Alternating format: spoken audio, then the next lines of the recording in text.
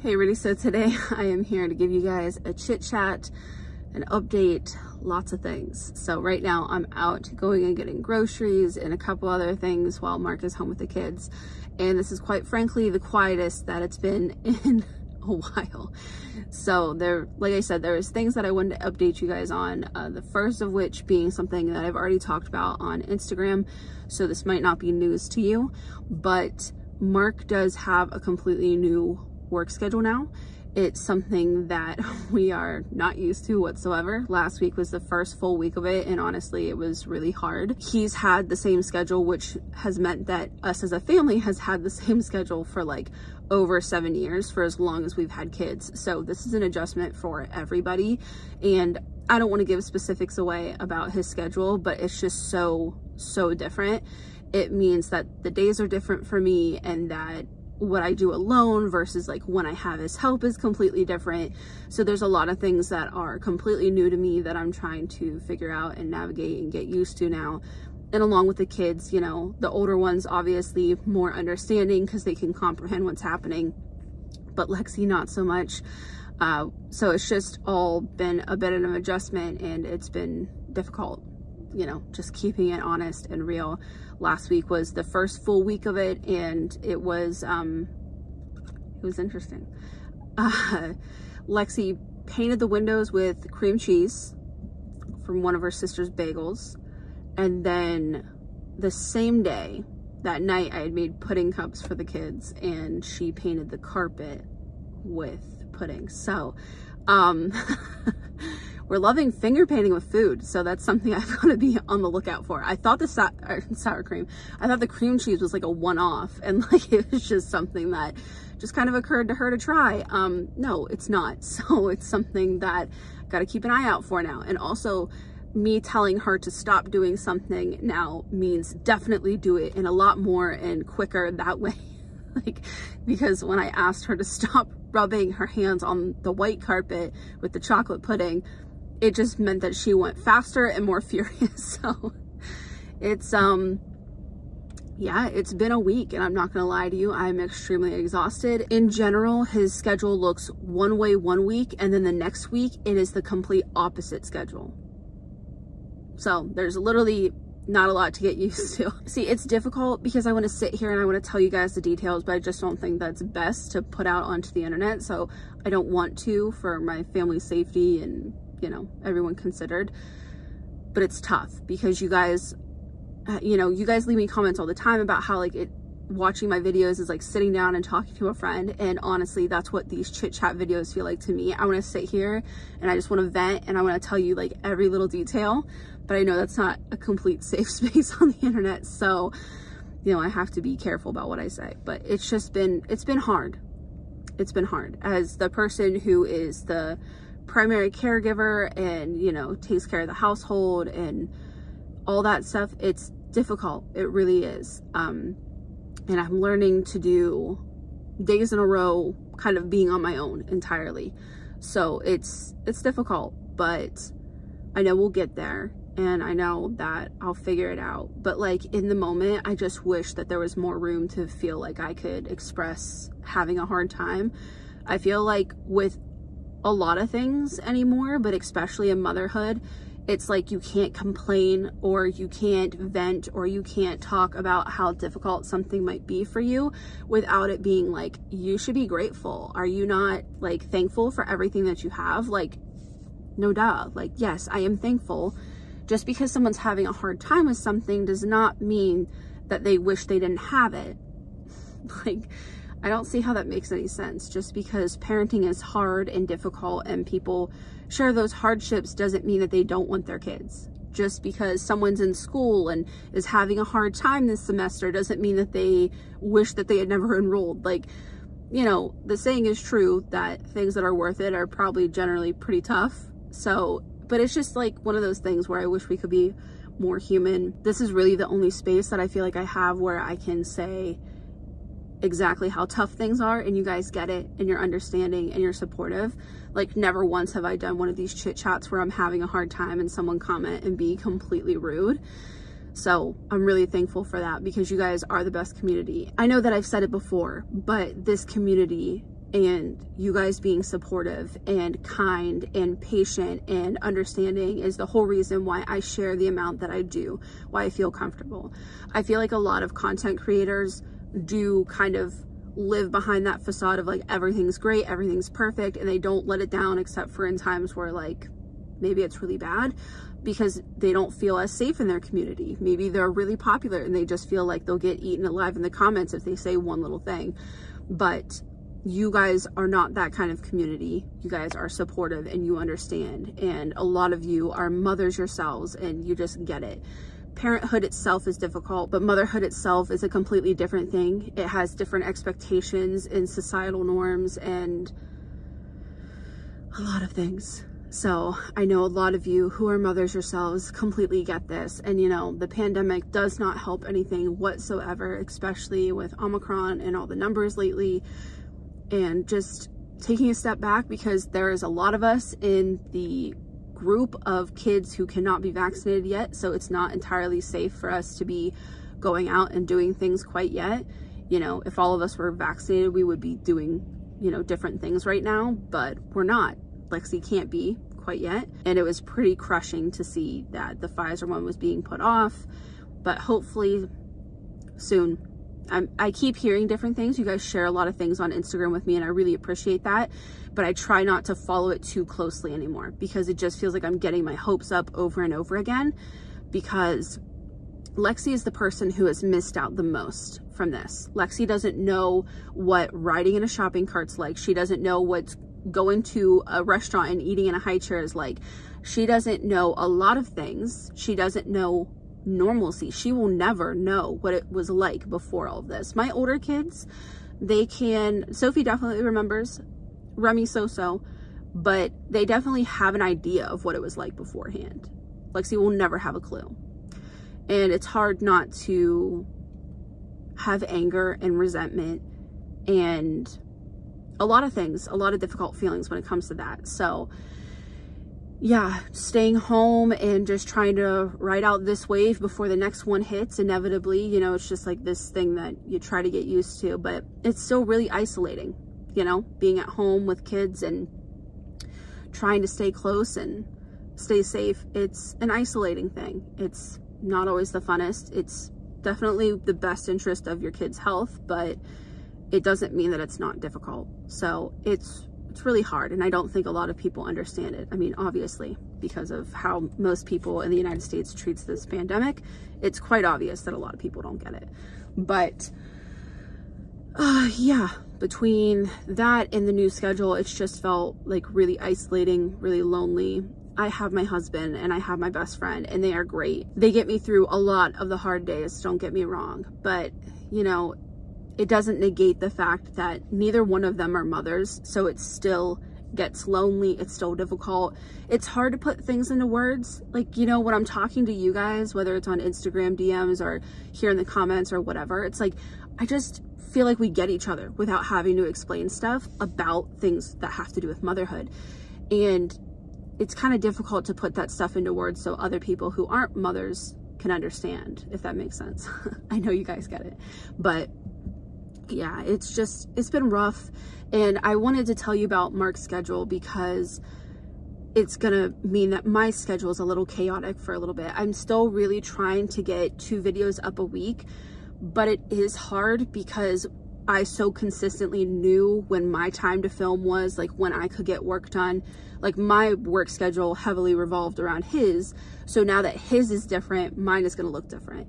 So I'm trying really hard to still put up 2 videos a week for you guys and still put up that content. But, you know, if it's chaotic or the videos are like at the end of a week, or like, you know, if it just seems like things are a little off for a little while, I just wanted to give you some kind of explanation, because I know that it's just going to be a little crazy for a little while until I find my footing here and find what works best.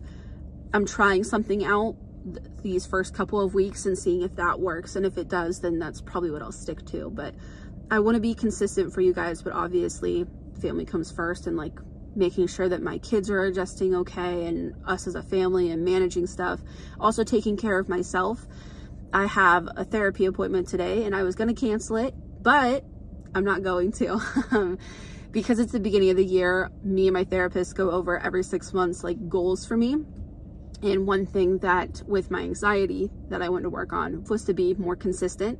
That means not canceling appointments when I feel anxious, because that's when I definitely need them the most, and other things to do with my care. So I'm keeping the appointment, and I'm going today. Well, not going, virtually going. But I did have my first in-person therapy appointment before Omicron really like took off in the States. And that was really nice. And I want to do a hybrid of in-person and also virtual, but when it's safe too. And, you know, my therapist is completely fine with me doing virtual. I mean, that's how our first whole year of therapy was. And if you are on the fence about therapy, I would definitely give it a try. Now, it's not for everybody. There's some people who it doesn't work for. And if there is a different way for you to take care of your mental health that does work, then good, do that. But if you've been on the fence about it, it's worth looking into. You know, I was going to heal myself and things that I have gone through and the trauma that I've experienced, and in finding ways to cope with that and to have healthy care plans in place for my anxiety disorders and things along taking care of myself, I have become a better person, a better friend, a better mom, a better wife. Like, it has just made me a better person from the inside out.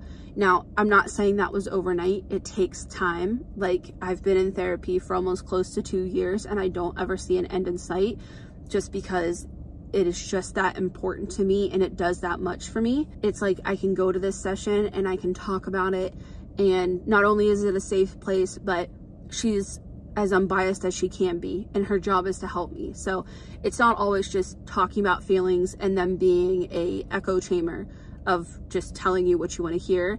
They're going to challenge you. You're going to have to do new things and try new things and get new perspectives. But I promise it's worth it, and it's worth the work. As far as things with like homeschooling are going, it's going really, really well. I'm just so grateful that this year has been a complete difference than last year. Last year was just tough for everybody. We were all learning. We were all, you know, figuring out along the way with each other. But this year has been different, and it's been in the best way possible. It's going really, really well. And as far as Lexi's doing, she's doing great too. I know that I've talked about it, I think a little bit on here and also on Instagram, but Lexi's speech just keeps getting better and better. She was a late talker, but she is just doing fabulous at this point. Definitely feeling like we're nearing that 3-nager stage. Like, it's really difficult. You know, I haven't had a toddler in some time. Our middle daughter is going to be 6 in April. Our oldest will be 8 in October. So it's been a while since we've had a toddler, and it's just like one of those things where, you know, when she was rubbing cream cheese on the windows, I was like, yeah, I don't know how I forgot that they do this stuff. Like, you know, they're just so chaotic and full of energy, you know, every bit of what a toddler is supposed to be. But it's just like, it's crazy that you forget that that's just how it is with kids that young. But she definitely keeps me busy. But as a whole, the kids are doing great. Everyone's healthy and happy. The older girls are obsessed with Minecraft right now. They absolutely love it. Minecraft is 100% their thing right now. They would play it all day. Honestly, they really would. But it's been really nice to see them have like a common interest, and that they get along really well, and like they can help with each other, and, you know, they build things together and they have fun, and it's just like, it's really cute to see them bond over this video game. And even Mark and I play Minecraft. Mark got a game for Christmas, so we've been playing more Mario Party lately too, which the kids always love that. If you have older kids, we started playing it like a couple years ago, so like I would say 4 and up. You know, not every mini game is going to be doable for that age group, but Nintendo just came out with a game that is basically all mini games, and you can just pick. So I'll link that down below, because that's what we've been playing.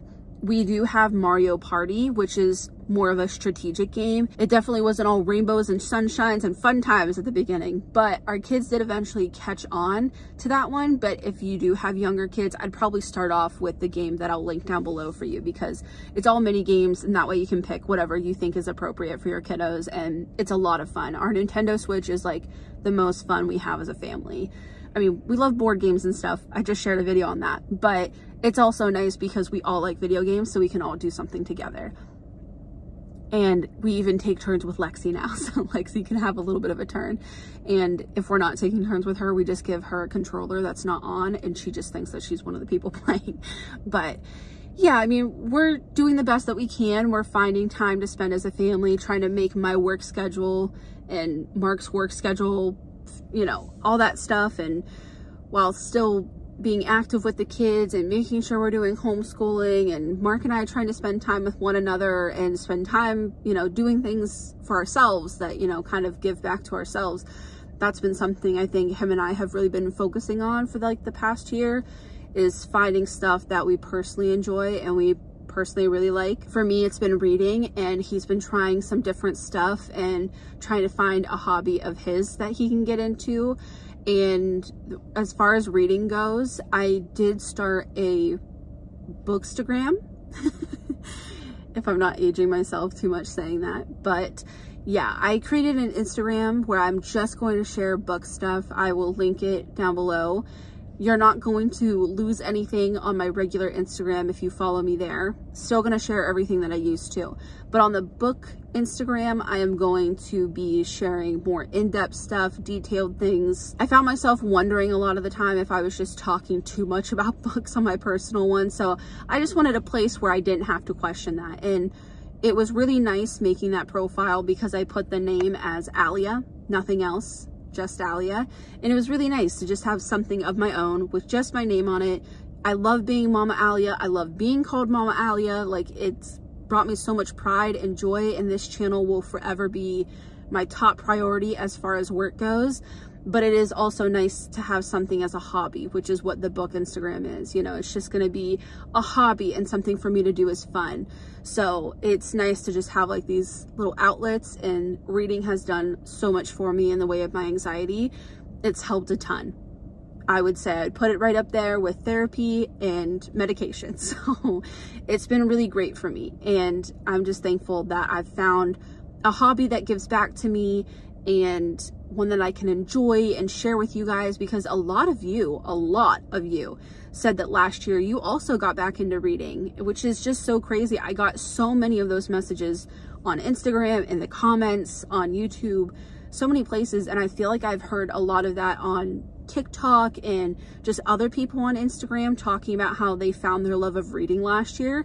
So I feel like we were all just kind of in this, you know, reboot of finding this love of reading. I know a lot of you are in the same boat, whether it's, you know, going through something that you guys are adjusting to as a family, or motherhood, just feeling really lonely, especially right now, and trying to find bits and things, hobbies, whatever, that give back to you. I feel like we're all, a lot of us are in the same boat. So I wanted to let you guys know that you're not alone, and I'm really thankful that you guys are here.